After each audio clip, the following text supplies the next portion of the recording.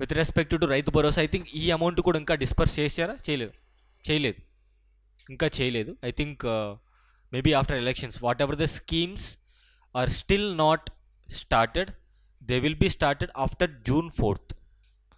ఎన్నికల రిజల్ట్ అనేది June 4th వస్తుంది కాబట్టి ఆ తర్వాతనే స్టార్ట్ చేస్తారు. అండ్ ప్రీవియస్ గవర్నమెంట్ ఇస్తున్నటువంటి అమౌంట్ ఏదైతే ఉందో అది మాత్రం డిస్పాచ్ చేశారు అనుకుంటాను. సో ప్రీవియస్గా ఇస్తున్నటువంటి రైతు భరోసా అమౌంట్ ఏదైతే ఉందో అది కంటిన్యూ చేశారు. ఐ థింక్ ఇప్పుడు వేశారు కాబట్టి మళ్ళీ 6 months వరకు వేయక్కర్లేదు. Now so with respect to this రైతు భరోసా ఇక్కడ అమౌంట్స్ గుర్తుపెట్టుకోండి. ఫార్మర్స్ అంటే రైతులకి, కౌలు రైతులకి, ఎవరైతే ల్యాండ్ రెంట్కి తీసుకొని కల్టివేట్ చేస్తుంటారు కదా వాళ్ళని కౌలు రైతులు అంటాం. ప్రతి సంవత్సరం 15,000 రూపీస్ ఒక ఎకరాకండి. I think this is a very huge amount. ఏపీలో కానీ ఎంటైర్ ద కంట్రీ పిఎం కిసాన్లో భాగంగా ఆర్ ఏపీలో ఉన్నటువంటి రైతు భరోసా ఏంటంటే ఒక రైతుకి ఇస్తారు, ఇంట్లో ఒక రైతుకే ఇస్తారు. మనకి జనరల్గా ఎట్లా ఉంటుందంటే ఈ ల్యాండ్ హోల్డింగ్స్ అంటాం, తెలుగులో కమతాలు అంటారు కదా. సో ఈ ల్యాండ్ హోల్డింగ్స్ ఎట్లా ఉంటుంది అంటే మదర్ పేరు మీద కొంత ల్యాండ్ ఉంటుంది, ఫాదర్ పేరు మీద కొంత ల్యాండ్ ఉంటుంది. కానీ ఏపీలో ఆర్ పిఎం కిసాన్ ఏదైనా తీసుకోండి, ఇద్దరికి ఒక రేషన్ కార్డు మీదే ఉంటుంది కాబట్టి ఒక స్కీమ్ ఒకరికే ఇస్తారు. అంటే ఫ్యామిలీకి ఒక స్కీమే ఇస్తారు. For example my father has some amount of land, my mother also have some amount of land. Either మా ఫాదర్ కన్నా ఇస్తారు, మదర్ కన్నా ఇస్తారు, ఇద్దరికి ఎవరు. Remember this. వేరే స్టేట్లో అయితే మీరు గుర్తుపెట్టుకోవాల్సిన అవసరం లేదు. బట్ ఇక్కడేంటి పర్ ఎకర్, ఎక్కడా కూడా దేశంలో ఎకరాకి 15,000 కాదు కదా, ఎకరాకి 2,000 కూడా ఇవ్వట్లేదు. Only in the state of Telangana, only in the state of Telangana the government is paying per acre. Let's say సరే ఇక్కడ 20 ఎకరాలు ఉన్న పరిస్థితి ఏంటి, వాడు ధనిక రైతు కదా, అవ్వచ్చు. That is what the problem with the previous government. అందరూ అలిగేషన్ చేసింది ఏంటి, 100 ఎకరాలు ఉన్నోడు కూడా వస్తుందంట. 100 ఎకరాలు ఉన్న వాళ్ళకు కూడా రైతు భరోసా ఇచ్చారు. 100 ఎకరాలు ఉన్నటువంటి రైతులకి కూడా అంతకుముందు ఇచ్చింది ఎకరాకి 8,000 ఇచ్చారు, తర్వాత 10,000 చేశారు. లెట్సే 10,000 ఇచ్చారు అనుకుందాం, ఎంత అవుద్ది? 10 లక్షలు.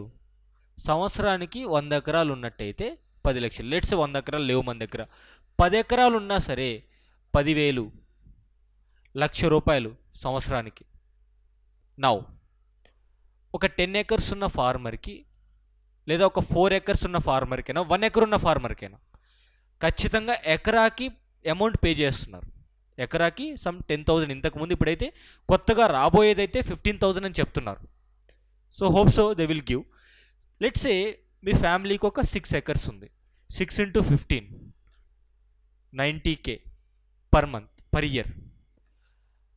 90Kతో లేదా ₹1,00,000తో రైతు ధనికుడైపోతాడా?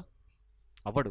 అట్లీస్ట్ కొన్ని ఖర్చులు రైతు మీద పడకుండా ఉంటాయి. లెట్సే ఎగ్జాక్ట్గా ఖరీఫ్ సీజన్ స్టార్ట్ అయ్యేటప్పుడు లేదా రబీ సీజన్ స్టార్ట్ అయ్యేటప్పుడు, ఖరీఫ్ అంటే మాన్సూన్ టైం పీరియడ్లో, లెట్సే జూన్ జూలై ఆ టైం పీరియడ్లో వరి వేయడానికి ఇన్వెస్ట్మెంట్ కాస్ట్ చాలా అవుతుంది. ఎందుకంటే ఆ ఫీల్డ్ తయారు చేయడానికి 20,000 ఖర్చు అవుతుంది. ఒక ఎకరా పొలం తయారు చేసి ట్రాక్టర్ కాస్ట్ కావచ్చు, కూలీల కాస్ట్ కావచ్చు, ఎరువుల కాస్ట్ కావచ్చు, నారు కావచ్చు, ఏదైనా సరే అంతా కలిపి ఒక 20,000 అవుతుంది ఎకరాకి. నేను చెప్పేది ఇది per acre. I know well, బాగా తెలుసు, నేను చూశాను ఇవన్నీ. ఒక ఎకరాకి మీరు 5 ఎకరాలు వేసారంటే ఎలా లేదన్నా బల్క్లో 80,000 అయిపోతుంది. 80K for 5 acres. ఒక 5 ఎకరాలు ఉన్న రైతు వరి అనే పంట వేయాలి అంటే జూన్ జూలై మాసంలో ఖరీఫ్ సీజన్లో భాగంగా ఎంత ఖర్చు అవుతుంది? 80,000 ఇనీషియల్ ఇన్వెస్ట్మెంట్. అది నేను చెప్పేది. ట్రాక్టర్ కాస్ట్ అవుతుంది, చాలా ఎక్కువ అవుతాయి ట్రాక్టర్ కాస్ట్లు. పెరుగుతున్నటువంటి మీరు అనుకోవచ్చు సార్ డీజిల్ పెట్రోల్ ప్రైజెస్ పెరిగితే రైతుకు వచ్చే లాభం ఏంటి, రైతుకు వచ్చే నష్టం ఏంటంటే రైతుకి ఎక్కువగా నష్టం జరుగుతుంది ఫస్ట్. ఎందుకంటే farmer depends upon the truck farming and the same farmer depends upon the tractor. ఇప్పుడున్నటువంటి మారుతున్న మెకనైజ్డ్ ఫార్మింగ్లో భాగంగా ఆక్స్ ఈ కార్డ్స్ ఎవడు యూజ్ చేయట్లా, నో వన్ యూజింగ్. ఏదో అప్పుడప్పుడు ఊర్లలో ఎద్దుల పందాలు పెడితే ఆ ఎద్దులు వస్తూ చూస్తున్నారు తప్ప చాలా తగ్గిపోయాయి. వాస్తవంగా చెప్పాలంటే కొన్ని ఏరియాస్లో ఉండొచ్చు కానీ వాస్తవానికి తగ్గిపోయాయి. ఈ ఆక్స్ కల్టివేషన్ కావచ్చు, కాడి అంటారు కదా, సో ఆ కాడి దున్నడం కానీ ఏం లేవు. ఏం చూసినా ట్రాక్టర్, ఎనీథింగ్ ట్రాక్టర్. ఈ పంట కోసేది మిషనే, కుప్ప నూర్చేది మిషనే, ఇంటికి తీసుకొచ్చేది మిషనే. అందుకే కూలీల కాస్ట్ పెరిగిపోయింది.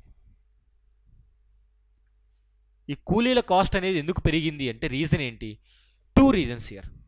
1, నరేగా స్కీమ్ అనేది ఇంప్లిమెంటేషన్ చేయడం వల్ల రైతులకి చాలా వరకు నష్టం జరిగింది. అదేంటి సార్? ఉపాధి హామీ పథకం అని ఒకటి ఉంది కదా మనకి, one of the best scheme so far in the history of independent India. Best అంటున్నాం, మళ్ళీ ఎందుకు వర్స్ట్ అంటున్నాం?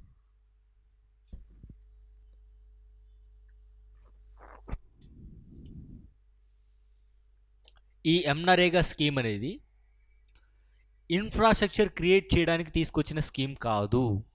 అదేంటంటే సంవత్సరానికి వెనకబడినటువంటి areas, let's say Anantapuram district in the state of in the state of Andhra Pradesh, లేదంటే ఈ నల్గొండ, కరీంనగర్ కావచ్చు, ఆర్ ఈవెన్ నిజామాబాద్, తర్వాత ఈ ఆదిలాబాద్, ఈ ఏరియాస్ చాలా వెనకబడినటువంటి ప్రాంతాల్లో ఎవరైతే ప్రజలు ఉన్నారో సంవత్సరానికి ఈ మైగ్రేషన్ ఎక్కువ జరుగుతుంది, సిటీస్కి వచ్చేయడం. Listen, if you speak in the mean while కొంచెం డిస్టర్బెన్స్గా అనిపిస్తుంది, సో ప్లీజ్. సో ఈ మైగ్రేషన్ తగ్గించడానికి తీసుకొచ్చిన స్కీమ్ ఇది. సో మైగ్రేషన్ తగ్గితే అడ్వాంటేజ్ ఏంటి? సింపుల్. ఒక్కసారిగా రూరల్ పాపులేషన్ సిటీకి వచ్చారనుకోండి, ఇక్కడ ఉన్నటువంటి కాస్త రిసోర్సెస్ కూడా ఎక్కువగా కంపీట్ అవ్వాల్సి వస్తుంది. That's what happening the Bengaluru, Chennai and moreover Mumbai also, Hyderabad too. NITI Aayog reports ప్రకారం by the year 2050, 50% of the cities in this country are going to water scarcity country. నీళ్ళు ఉండవు తాగడానికి, ఇదో ఇట్లా బాటిల్లో క్యారీ చేసుకోవాలి.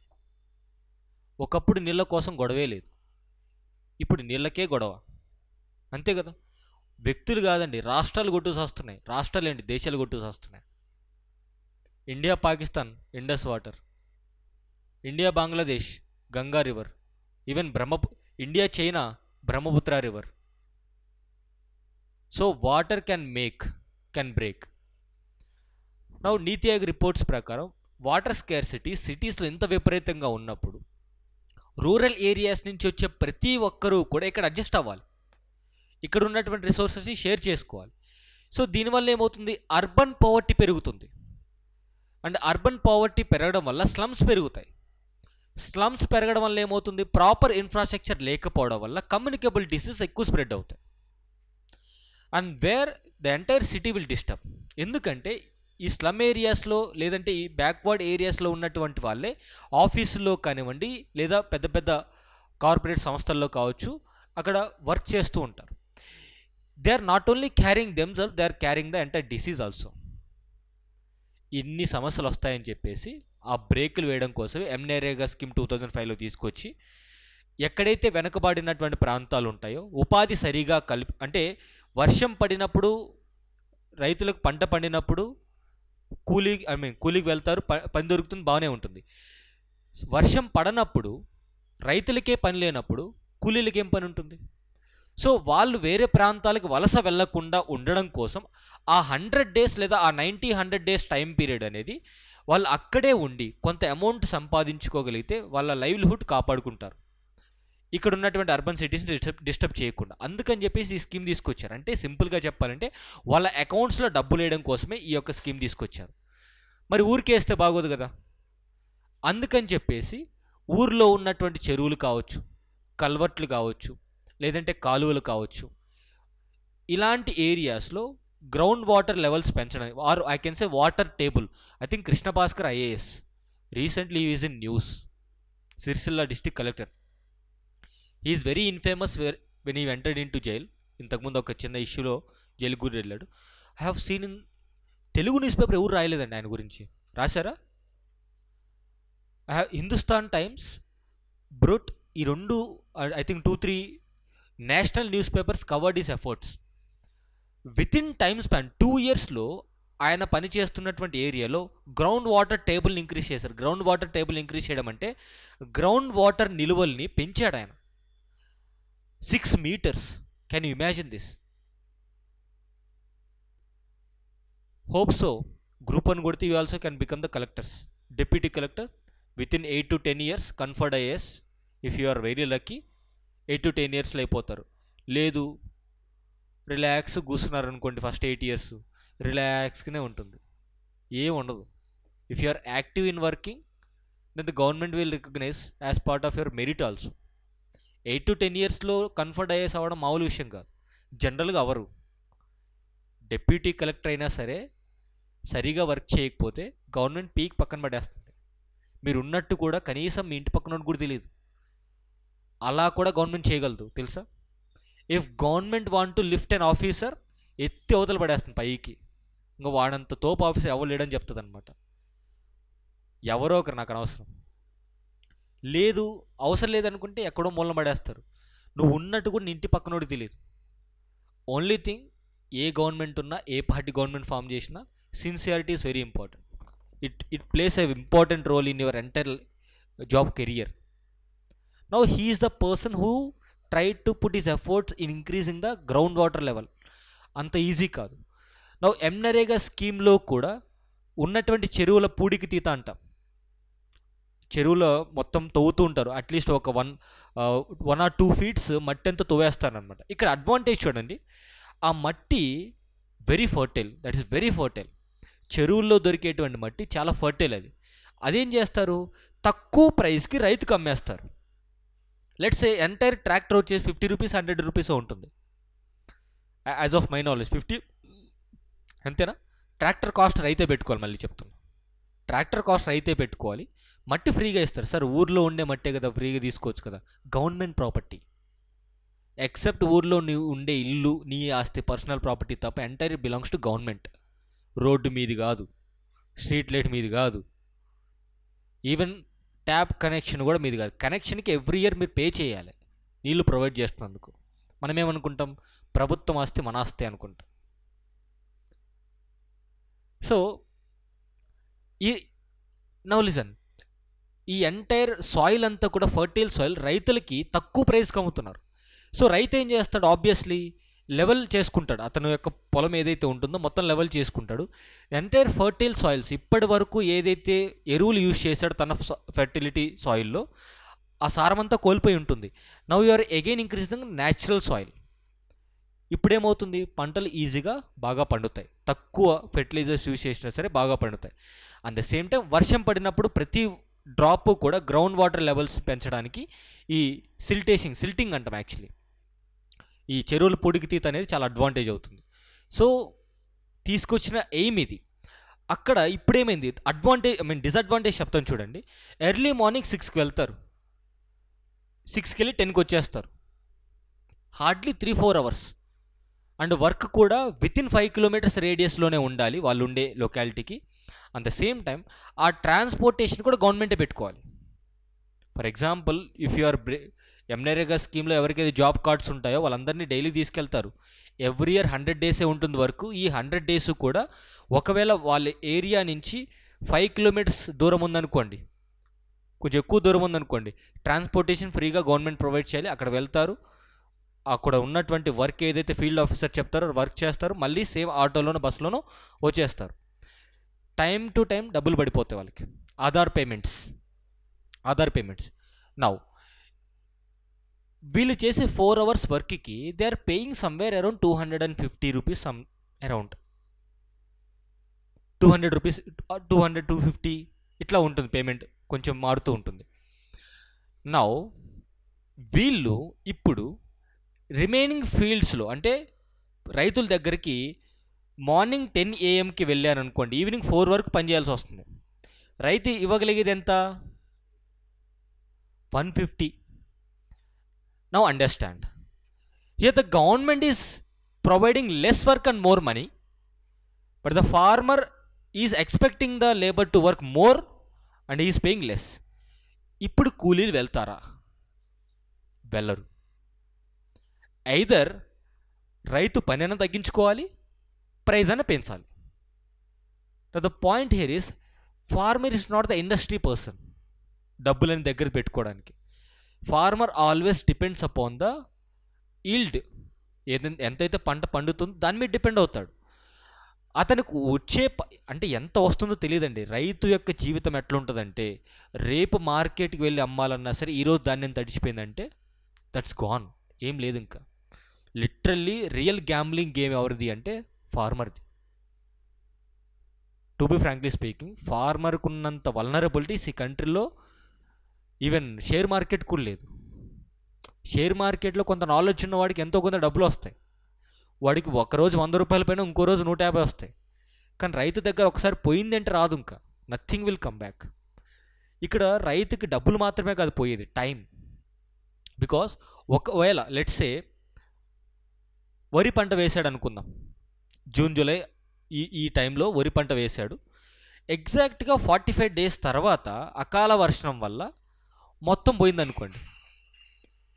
అకాల వర్షం వల్ల పంటంతా కూడా మునిగిపోవడమో ఏదో జరిగింది. రైతు దగ్గర డబ్బులు ఉన్నాయి కానీ సీజన్ మిస్ అయింది. బికాస్ మాన్సూన్ సీజన్ మిస్ అయింది అంటే మళ్ళీ పంట ఎప్పుడు వేస్తాడు, మళ్ళీ డిసెంబర్లో వేసుకోవాలి కూర్చొని. ఈ గ్యాప్ ఏంటి? This is not like A hotel business, ఈరోజు రన్ చేస్తే ఈరోజు సాయంత్రకాల డబ్బులు రావడానికి.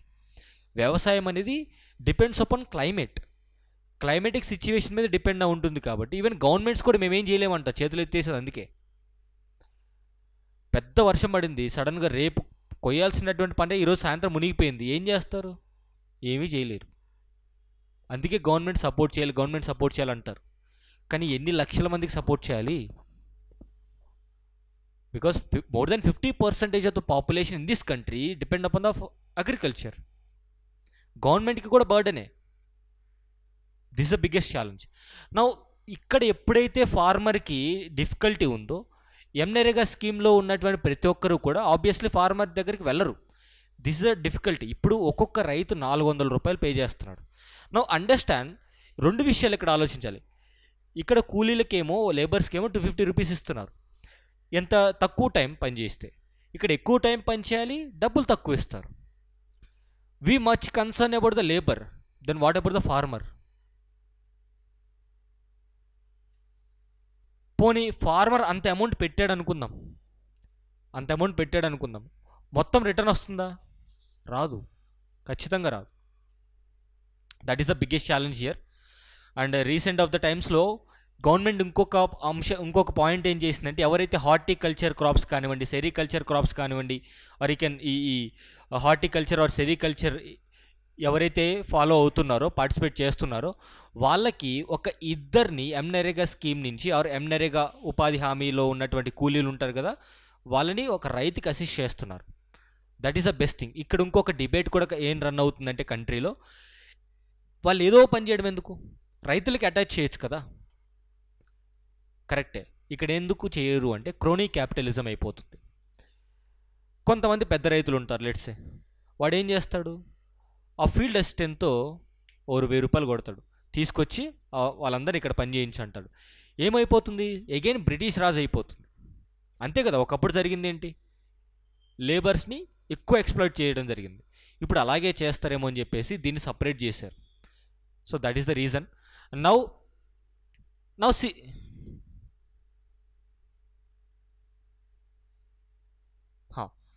see here, 15,000 rupees per acre ఫార్మర్కి ఇస్తున్నారు.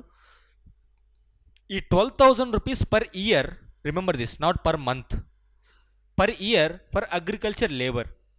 ఎవరైతే అగ్రికల్చర్ లేబరర్స్ ఉంటారో వారికి 12,000 రూపీస్ ఇస్తున్నారు పర్ ఇయర్. అంటే వన్ మంత్కి 1,000 రూపీస్ అన్నట్టు, అంతే కదా.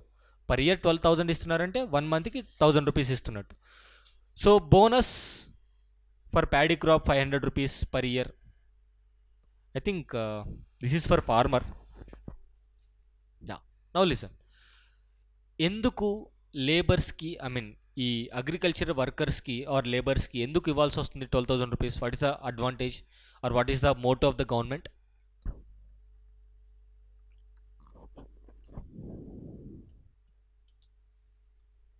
You want break? Okay, answer this, then take. ఎందుకు? సే రైతులకి ఇచ్చారు అంటే okay fine, that's good, we also appreciate. ఎందుకు అగ్రికల్చర్ లేబర్స్కి ఇస్తున్నారు?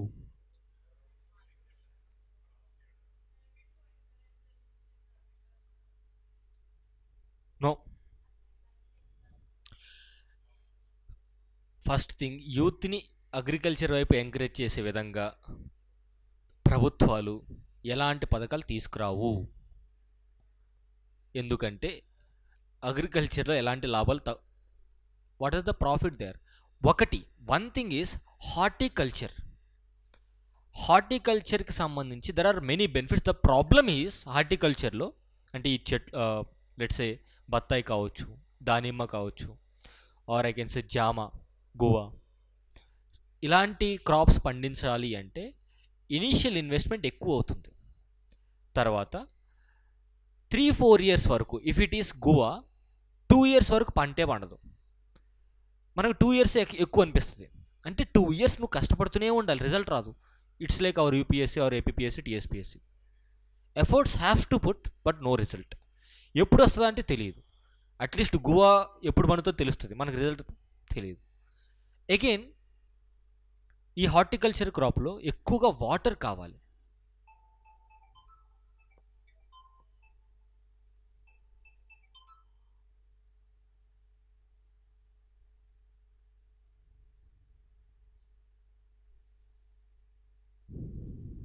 యా, సో హార్టికల్చర్ యాక్చువల్లీ మీకు తెలుసో లేదు, I don't know how many of you belongs to some horticulture background.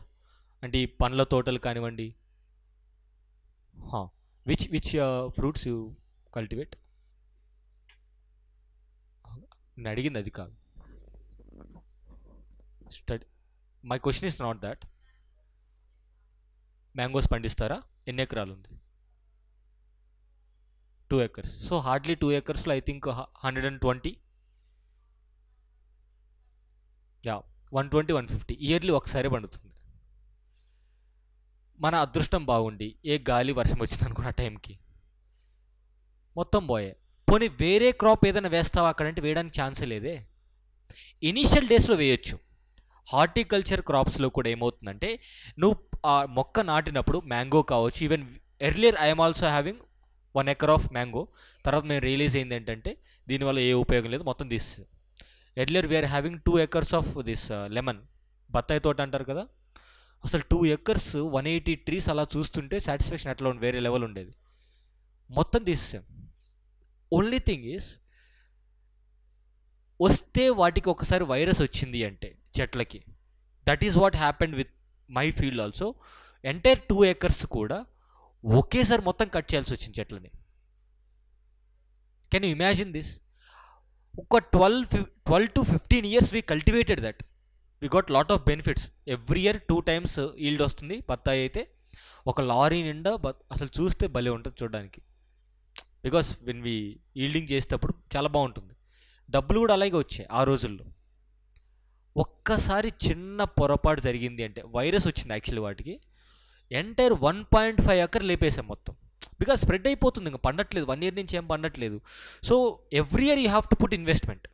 ప్రతి సంవత్సరము వాటర్ ఒకటి పెద్ద ఇన్వెస్ట్మెంట్ ఏం కాదు. ఎందుకంటే రైతుకి కరెంటు బిల్లు లేదు కాబట్టి, లేదు ఇన్ ద సెన్స్ సబ్సిడీస్ ప్రకారం గవర్నమెంటే కట్టేసుకుంటుంది. లేదు రైతే కట్టాలనుకుంటే సంవత్సరానికి 50,000 నుంచి 70,000 రూపాయలు కట్టాలి. ఒక రైతు కరెంటు బిల్లు కట్టాలి అంటే 50,000 to 70,000 per month, per year కట్టాలి. పర్ ఇయర్ 70,000 రూపాయల కరెంటు బిల్ అంటే మామూలు విషయం కాదు ఒక రైతుకి.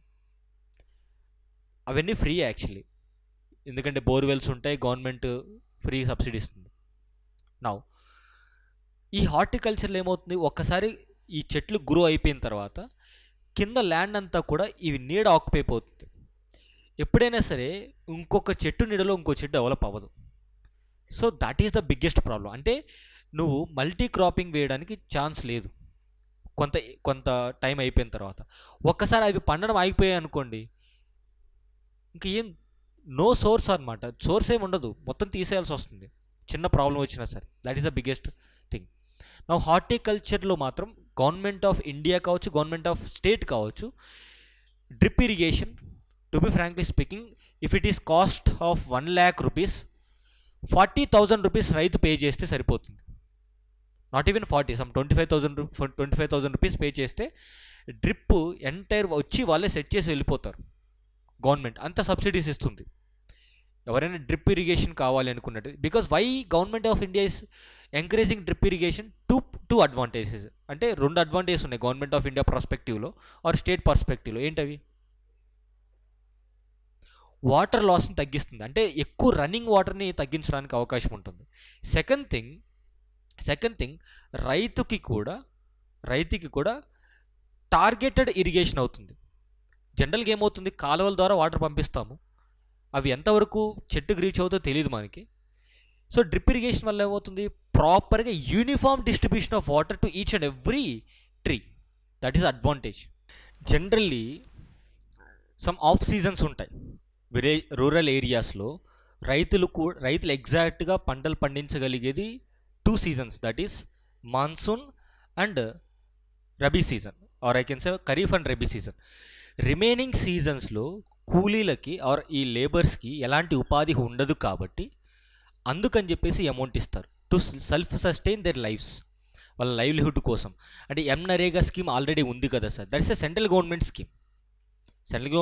కానీ ఇక్కడ ఏం చేశారు, స్టేట్ గవర్నమెంట్ కూడా ఒక 12,000 రూపీస్ పర్ ఇయర్ ఒకేసారి పేమెంట్ ఇస్తారు. అని మీరు గమనించండి, ఇన్ ఫ్యూచర్ ఆల్సో ఈ పేమెంట్ అనేది ఎగ్జాక్ట్గా వాళ్ళకి నీడ్ ఉన్న టైం, ఫర్ ఎగ్జాంపుల్ ఫిబ్రవరి మంత్లో కానివ్వండి, సో మార్చ్ ఈ టైంలో. ఎందుకంటే ఫిబ్రవరి, మార్చ్, ఏప్రిల్, మే ఈ 4 మంత్స్ విలేజెస్లో ఎలాంటి పనులు ఉండవు.